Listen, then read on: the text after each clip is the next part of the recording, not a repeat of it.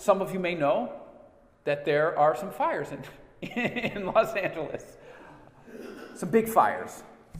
And like I said, we've had some friends that are dealing with some bigger losses than we are. Our fence blew down and cracked open our sprinkler system and started flooding. So we just turned off the water. It was okay. Everything was just fine. But there were some moments, which I'm sure all of you experienced, or many of you may have experienced, where we were scared.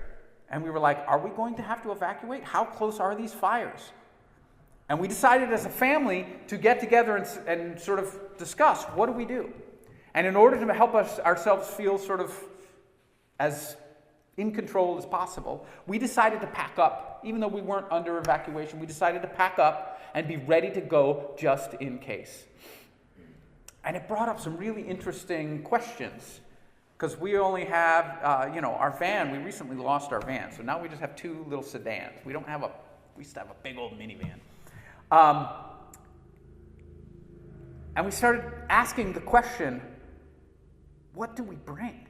Aside from some clothes and whatever, is there anything that we need to bring? And it was really illuminating that the things we wanted to bring had nothing to do with value on a monetary level, but had everything to do with personal meaning, with memory. And so we decided to pack some photo albums and other journals and other things that were irreplaceable.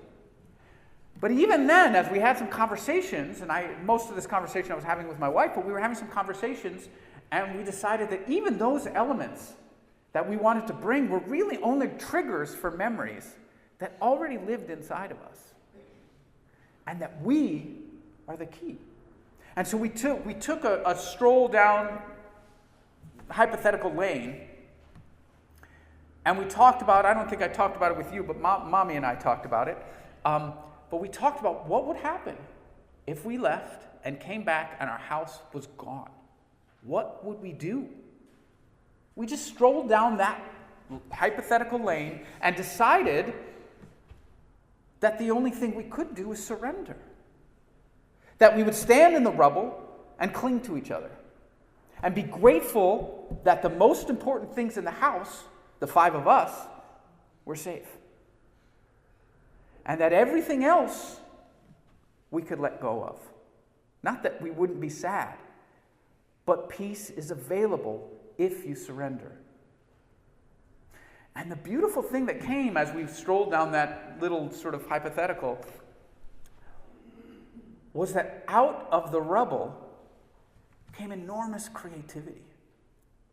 Because we thought, well, if that were to happen, we would start over again and we could be deliberate with every choice.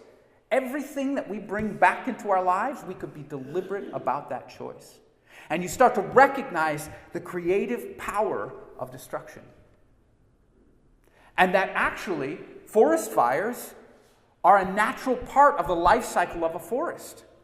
And that burning of the old gives way to new. And while it is painful, and I do not want to minimize anybody's loss at this time, but there is great beauty in what can be born out of that loss.